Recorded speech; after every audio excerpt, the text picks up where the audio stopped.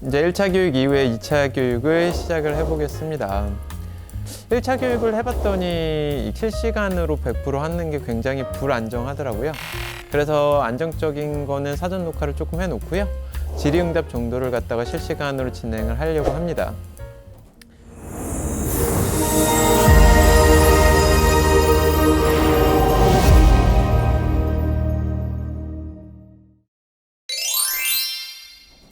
일단 1차 교육 때 제가 그 증거 자료 몇 개를 보여드렸잖아요.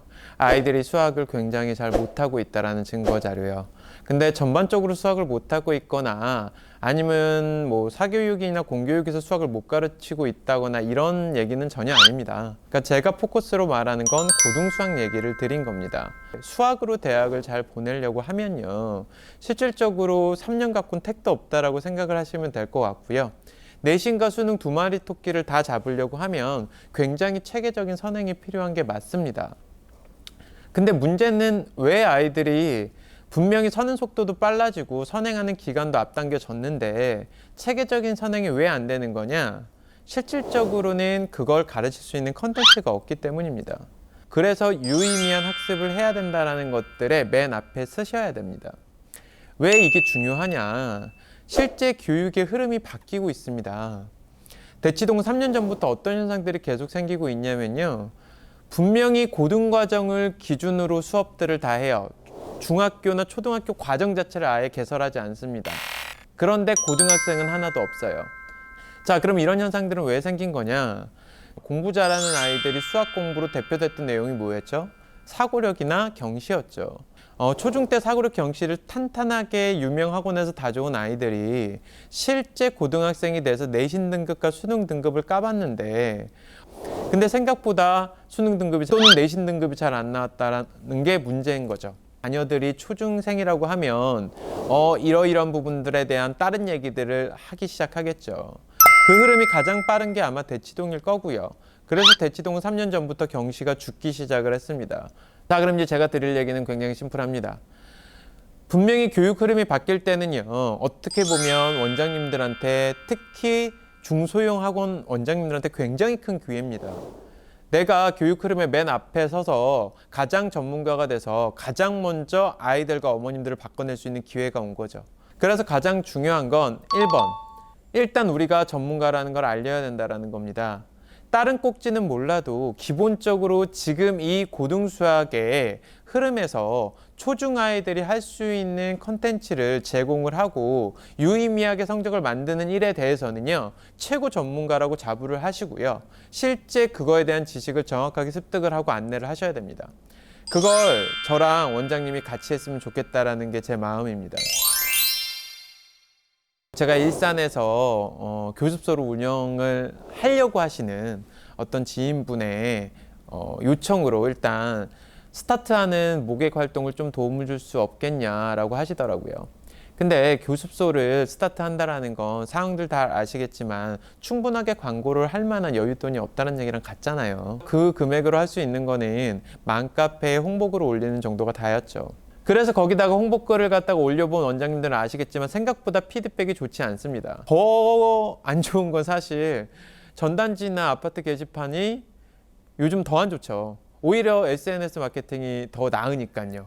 물론 SNS 마케팅 자체도 그렇게 효과가 뛰어나다라고 아니면 즉각적으로 반응이 온다라고 볼 수는 없겠지만요. 그래서 큰 기대 없이, 그리고 저를 인지하고 있지도 않은 동네이기 때문에 제가 꾸준히 그 동네에서 활동을 해온 것도 아니어서 그냥 주제에 조금 더 세밀하게 고민을 하고, 그리고 어머님들한테 반드시 알려드려야 될 팩트들을 정리를 해서 주제를 선정하고 홍보글을 올렸습니다. 자, 그런데 제가 생각했던 것보다 어머님들은 굉장히 이쪽 부분에 대한 내용을 궁금해 하시더라고요. 우리는 소비자가 원하는 부분들이 분명히 있을 건데 어쩌면 거기에 귀를 기울이지 않았을지도 모릅니다. 그래서 실제 홍보 매체가 나빠서 홍보가 안 되는 부분이 아니라 우리가 알리려는 그 주제 자체가 정말 소비자가 원하는 건지에 대해서 한 번쯤 고민해 볼 필요가 있다는 겁니다. 자, 근데 그런 고민들마저도 쉽지 않잖아요. 그래서 제가 이미 검증이 된 내용들을 가지고 원장님들과 공유를 하겠다라는 겁니다. 자, 그럼 본격적으로 2차 교육을 조금 시작해 보도록 하겠습니다. 제가 1차 교육 때 어떤 얘기를 드렸었죠? 아이들이 풀고 있는 문제는 시험에 나오지 않는다는 얘기를 드렸었죠. 문제집이 잘못됐다라고 보기는 어렵고요. 현실적으로 문제집을 만들 때는요, 중요하다고 생각되는, 그리고 아이들이 학습할 때 꼭 필요하다고 생각되는 문제들을 갖다가 넣을 수밖에 없을 거고, 모든 문제집들이 그걸 갖다가 일부분 아니면 많은 부분을 공통적으로 담을 수밖에 없습니다. 자, 그런데 막상 시험을 들여다보면요, 문제집에서 다루거나 체득했던 문제들과 거리감이 있거나 비슷한 문제여도 시험 환경에서 못 맞추는 문제들이 굉장히 많다는 걸 알게 됩니다. 무슨 얘기냐? 아이들이 정말 훌륭하게 지금 있는 컨텐츠 갖고도 등급을 만들 수 있다라고 하면요, 한 학교의 전교 1, 2등이 되는 정도의 수준의 아이들이 수능 2등급을 못 맞춰서 쩔쩔매진 않을 거 아니에요. 그리고 두 번째, 실제 아이들이 수학을 잘하게 만들어 줬다라고 하면 문과 형태의 수학을 선택하는 아이들보단 이과 형태의 수학을 선택하는 아이들이 많아야 될 거 아니에요. 그리고 진짜 수학을 잘했다면 문이과 수학 통합을 하더라도 실제 이과 문과의 수학 편차가 적었어야 되는 게 맞죠. 자, 그런데 이런 게 모든 것들이 산산이 부서졌습니다. 제가 있는 팩트 그대로 정리해서 보여드린 게 1차 교육이었습니다. 이거 반드시 부모님들이랑 공유하시고요. 그래서 지금 2차 교육 때는 이제 두 번째 얘기를 해야죠. 그럼 1단계에서는요, 아이들이 수학을 충분히 못하고 있다는 걸 안내했다라고 하면요, 2단계에서는요, 왜 못하고 있는지에 대해서 시험지 분석을 해주면 2단계 신뢰가 올라갈 거고요. 3단계에선 그래서 이렇게 해야 되는 거다라고 해야지 이게 엄마들 내리에 박힙니다. 자, 그럼 이제 두 번째 단계에 해당하는 왜 시험 문제가 어떻게 생겨 먹었길래 그런 거냐에 대해서 좀 보자고요. 자, 그 전에 한 가지 이제 PT를 띄웠습니다. 대한민국에 존재하는 시험들이에요. 수학 시험. 그럼 이제 첫 번째에 해당하는 게 뭐냐면요, 아이들 입장에서 공식적으로 성적 처리가 되는 첫 번째 시험 또는 아이들이 받아들인 첫 번째 시험은요, 사실 영재교육원에 들어갈 때 보는 수학 시험입니다. 근데 요즘에 이제 영재교육원에 들어가는 수학 시험도 많이 의미가 없어졌죠. 영재교육원을 수료한다라는 것 자체도 크게 수시적인 의미를 갖지 않고요. 그걸 잘 하기 위한 공부가 실제 수능과 내신을 잘 받기 위한 공부랑은 거리가 멀다라는 겁니다. 자, 그리고 두 번째 아이들이 또 접하는 시험 중에 하나는 뭐가 있냐라고 하면 영재학교에서 보는 2차 지필평가입니다. 이 2차 지필평가를 통과해야지 사실은 영재학교에 들어갈 수 있다고 볼 수 있는데, 대부분 아이들이 KMO 1차까지 상을 받은 아이들도 2차 지필을 잘 통과를 못합니다. 왜냐면요, KMO 1차랑 영재학교 2차 지필은 문제 성격이 굉장히 다르고요. 영재학교 2차 지필 같은 경우에는 학교마다도 문제 성격이 완전히 다릅니다. 그리고 그걸 잘 공부했다라고 해서 실질적으로 아이들이 수능과 내신을 잘 본다는 보장도 없습니다. PT에는 시험들을 나열했지만 결과적으로는 단 하나도 같은 과목이라고 전 보지 않습니다. 수학이라는 과목 하나로 묶어서 다 잘해야 돼? 말도 안 되는 헛소리입니다. 그래서 원장님들 또는 어머님들은 반드시 생각을 바꾸게 원장님들을 도와주세요. 시험이라는 건요, 다른 과목으로 인지를 해야 되는 거고요. 반드시 시험의 범위를 좁혀서 타겟팅이 돼야 됩니다. 그 시험을 타겟팅해서 준비하지 않는 이상 절대 유의미한 등급은 받을 수 없습니다. 실제 중학교에서 A 맞는 비율을 들여다보더라도요, 예전에 비해 굉장히 많이 올라가 있고요. 절대평가이기 때문에 실질적으로는 중학교 성적 A를 맞는다고 공부를 굉장히 잘한다구나 라고 판단하는 경우는 거의 없죠. 자, 그리고 반대로 중학교 성적을 A를 못 맞는 아이들 입장에서는 더더욱 고등과정에 타겟팅을 해야 됩니다. 왜? 중학교 성적도 A가 안 나오는 상황에서는요, 그 아이 입장에서는 눈에 보이는 시험만 따라갈 수밖에 없을 거고요. 그러면 고등과정은 더더욱 공부 시간이 줄어들게 되어 있습니다. 오히려 중학교 것들 성적이 안 나오는 거를 감수하더라도 고등을 위해서 효율적인 것들로 커리를 다시 짰어야지 맞는 거죠. 자, 그럼 어떻게 해야 되는 거냐? 2, 3학년 내신의 비중은 지금 현재 초중 입장에선 어떻게 될지 모릅니다. 왜? 고교학점제라고 해서 절대평가로 성적 처리를 해버리기 시작하면요. 선택 과목들 같은 경우에는요. 성적을 학교마다 원하는 만큼 A를 줄 수 있는 상태가 되기 때문에 실제 좀 더 수월하게 A를 맞을 확률이 높을 거고요. 상대평가로 유일하게 남는 게 고등학교 1학년 공통과목이라고 생각을 하시면 될 것 같습니다. 자, 그럼 이런 많은 상황들 속에서 아이들이 타겟팅이 돼야 될 시험은 너무 명확하죠. 그게 고1 내신과 수능이라는 겁니다. 자, 그러면 내신으로 넘어가 보겠습니다. 내신으로 시험지를 들여다보기 전에 제가 지난 1차 교육에서 5가지 문제를 분류하는 방법에 대해서 말씀을 드렸던 거 기억하시죠? 빨간색이 많을수록 실질적으로 아이들이 틀릴 확률이 높다라고 보고 지금부터 아이들과 빙의돼서 시험을 보도록 해보겠습니다. 자, 그러면 시험을 보러 들어가면요. 실제 맨 앞에 있는 1번 문제들, 2번 문제들, 3번 문제들 뭐 이런 문제들은 아이들 맞추라고 내는 거라 빨간색이 없다라는 것들이 보이실 겁니다. 자, 그리고 보통은 4번부터 빨간색이 등장하기 시작을 해요. 실제 중학교나 초등학교는요. 이런 빨간색 문제 분류를 해보면 이런 빨간색이 등장되는 시점이 빨리 오지 않습니다. 실질적으로 전체 문항이 20에서 25문항 수학 문제가 나온다고 하면요. 빨간색이 3, 4개 있는 문제들이 실제 전체 문제의 비중으로 따지면 10% 이내일 확률이 높습니다. 그 얘기는 빨간색 빼고 다 맞아도 A가 나온다는 얘기인 겁니다. 그리고 빨간색을 틀린다고 한들 그렇게 점수가 많이 까이지 않는다라는 겁니다. 그리고 중학교 성적은 지필 외에도요. 수행평가가 결합되기 때문에 실제 85점까지도 A가 나옵니다. 자, 그런데 고등학교 시험지를 들여다보면 빨간색이 4번부터 등장하기 시작해서 쭉쭉쭉 나온다는 걸 아시게 될 거예요. 그리고 실제 초중학생한테 고등시험지를 풀려보시면 느끼실 텐데 고등학생이 푸는 거랑은 또 얘기가 다릅니다. 근데 그건 너무 당연한 거 아닙니까? 라고 얘기하시는 분들도 있을 거예요. 당연히 고등학생이 더 잘 풀겠죠. 맞습니다. 맞는데 이렇게 말씀드릴게요. 내가 고등학교 1학년이 되고 고등학교 1학년 실제 중간고사를 보고 난 다음에 내가 7등급인지를 알면요. 그 7등급을 올릴 수 있는 물리적 시간이 존재하지 않습니다. 고등학교 진학 전에 시험들의 등급이 3, 4등급 정도의 위치에 있어야 된다고요. 통계치 자체가 고등학생 때 등급을 한 등급 올리는 애가 실제 15% 정도밖에 되질 않고요. 2등급을 올리는 친구들이 1.5% 이내입니다. 그 얘기는 뭘까요? 실제 스타트 등급이 3, 4에 없으면 1, 2는 못 간다는 얘기인 겁니다. 이런 것들이 인지가 되셨으면 고등학교 시험지를 그대로 들이밀었을 때 아이들의 등급이 6, 7, 5에 있는 게 아니라 3, 4에 있는지 확인을 해야 되고요. 만약에 3, 4에 없다면 제가 1, 2등급 만들라는 얘기가 아닌 겁니다. 시험 분석을 통해서 5에서 7에 있는 아이들을 3, 4로 만드는 역할은 반드시 학원에서 해야죠. 어쨌든 아이들은 한 11번 순간부터 굉장히 시간이 모자라는 압박을 받게 되고요. 그래서 결과적으로 서술형으로 넘어가서 문제를 풀게 되고 서술형도 잘 못 풀다가 객관식은 찍기 시작을 하고 찍기 시작을 하면서부터는 멘붕에 빠지겠죠. 정신도 없을 거고요. 그렇게 해서 시험이 종료가 돼서 등급 처리를 해보겠다는 거죠. 자, 그리고 2차 교육에 제가 원장님들한테 또 좋은 거 하나 드릴 겁니다. 뭘 드릴 거냐?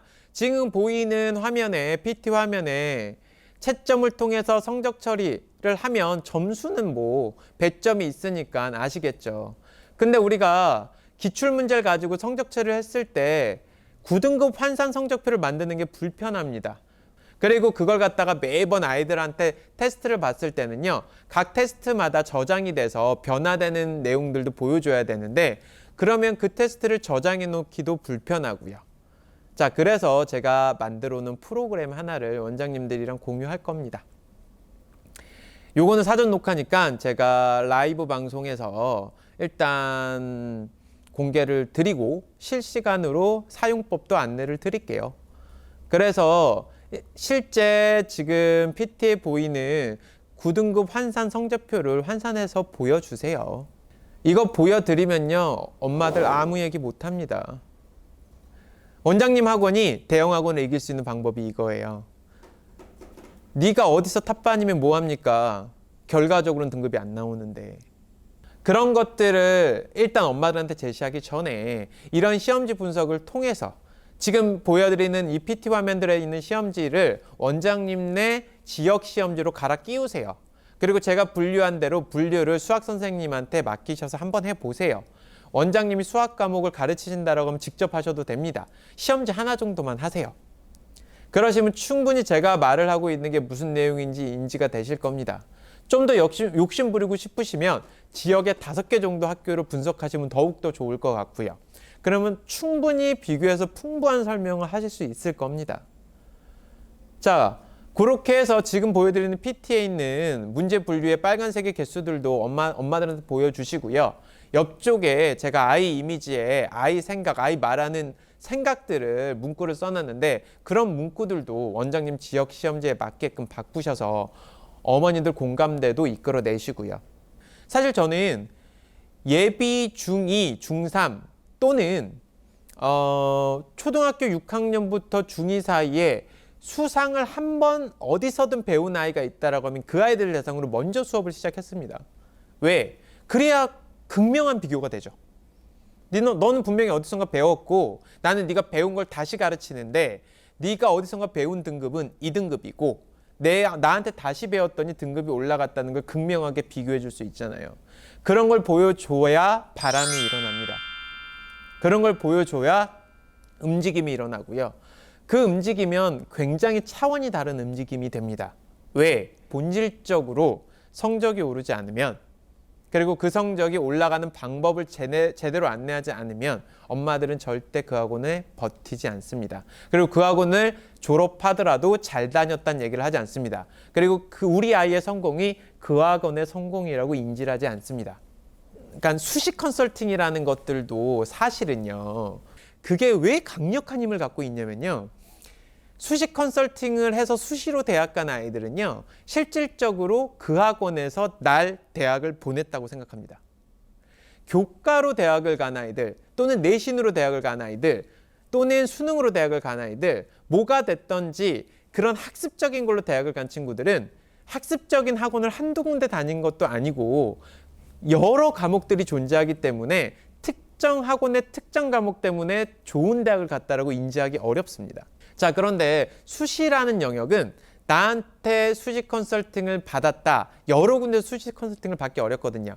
특히 과정 컨설팅을 하고 계신 분들 같은 경우에는 아이를 고1 때부터 고3까지 꾸준히 3년 동안 과정 컨설팅을 해서 대학을 보낸 경우에는 100% 그 학원이 다 한 거라고 생각합니다. 결과물이 일으키는 파급력과 완전히 좋은 수단의 홍보 방법을 통해서 홍보를 해서 일어나는 파급력은 아예 차원이 다릅니다.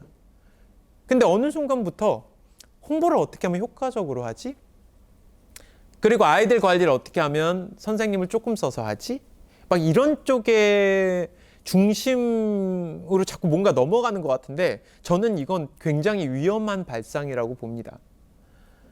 제가 하나씩 교육을 하고 원장님들과 소통하려고 하는 건 그 본질적인 것들을 바꿔나가려고 하는 겁니다. 그리고 이 흐름은요. 2, 3년 안에 반드시 찾아오고요. 그걸 먼저 앞에서 하고 계셨다면요. 원장님하고는 굉장히 커질 겁니다. 자, 그래서 원장님들 페이스로 학부모와 학생을 끌고 오세요. 당장 원장님들 학원에 고등부가 없어도 되고요. 예비 고1 또는 고학년, 중학생이 없어도 됩니다. 그런데 이런 설명회와 테스트랑 진단검사를 시작하시잖아요. 그러면 고학년 아이들도 막 옵니다. 우리 학원은 없어도. 그냥 보세요. 그리고 받지 마세요. 그냥 등급 확보만 많이 하세요. 그리고 전문가 타이틀을 획득하세요. 저희가 제시하는 프로세스를 그대로 따라와서 학습을 시키시게 되면요. 반드시 등급이 올라간다는 걸 보장해 드릴 수 있습니다. 자, 이제는 수능 얘기를 해보도록 할게요. 실제 이번 수능을 불수능이라고 사람들이 많이 얘기했습니다. 근데 초중 입장에서 이 불수능을 읽을 때는 이렇게 해석하는 게 맞아요. 어떻게 해석을 해야 되냐면요.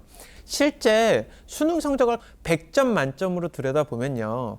각 과목들의 1등급 컷이 실질적으로 보면 80점대로 형성되고 있다는 게 보이실 겁니다. 그리고 2등급 컷은 70점대로 대부분 형성되고 있다는 게 보이실 거예요. 그럼 이 얘기는 뭘까요? 실제 아이들이 싸워야 되고 맞아야 되고 경쟁력 있는 점수를 받아야 되는 건요. 마지막 점수들이 아니고요.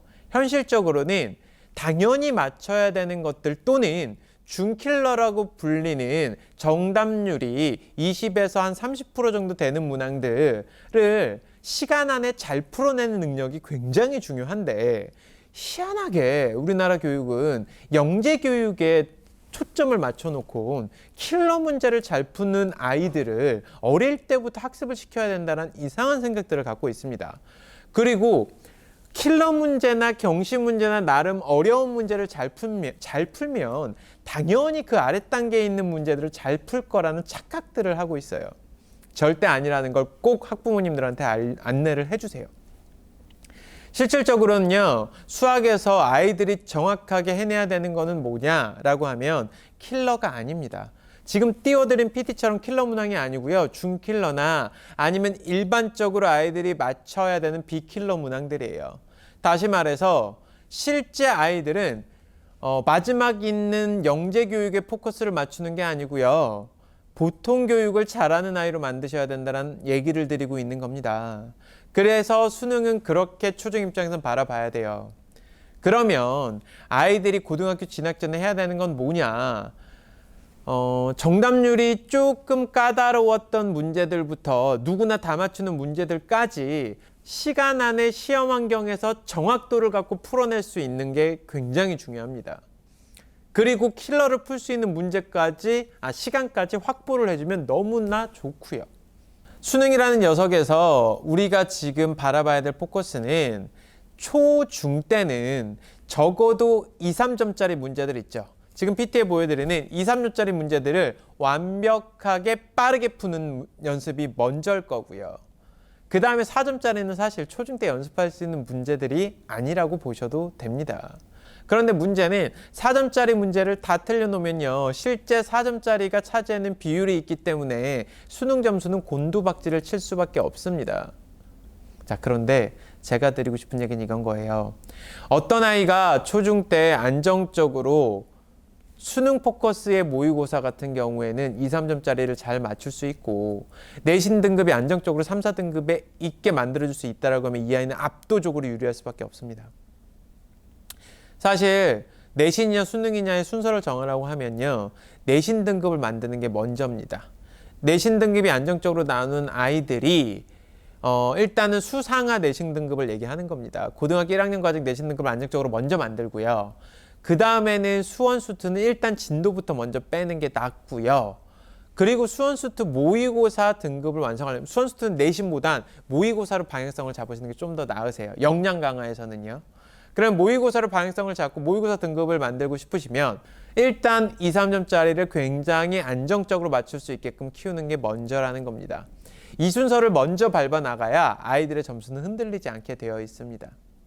이런 것들을 참고하시면 될 것 같고, 그래서 결과적으로는 이걸 통해서 4점짜리 또는 내신에서 킬러 문항들을 맞출 수 있는 물리적 시간을 시험 환경에서 벌어야 되고요. 그 다음에 공부할 수 있는 시간, 미리 해놓음으로 인해 고등학교 땐 충분히 거기에 집중할 수 있는 시간을 벌어야 됩니다. 자, 그런 것들이 학습 전략의 키포인트가 되겠죠. 제가 지금 띄워드린 PT는 실제 대치동 아이들의 등급 확인들을 쭉 해보면 이런 상황들이라고요. 제가 오늘 교육에서 공유해드리는 등급 변환 프로그램에 아이들 성적들을 쭉 넣어서 기록 데이터들을 정리해보면 등급이 굉장히 안 좋다는 걸 느끼게 됩니다. 참고하시고요. 자, 그래서 본격적으로 우리는 완전히 다른 공부를 해나가야 됩니다. 그리고 그 다른 공부들은요, 완전히 다른 형태의 초중이 하는 고등선행이 이루어져야 됩니다. 자, 그런 것들을 제가 초능력이라는 이름으로 원장님들 학원에 공급을 해드리겠습니다. 그래서 그런 것들 하나하나 만들어서 우리는 정말 유의미한 걸 해나갔으면 좋겠고요. 그러면 초능력 문제는 어떤 식의 베이스로 어떤 방식으로 연구돼서 어떻게 하나씩 만들어지는 건지를 다음 시간에 집중적으로 안내를 드리겠습니다. 그리고 실시간으로 질의응답과 그 다음에 고등부 환산 성적표를 뽑는 프로그램은 실시간으로 안내를 드릴 테니까 실시간 줌에서 만나뵐 수 있도록 하겠습니다.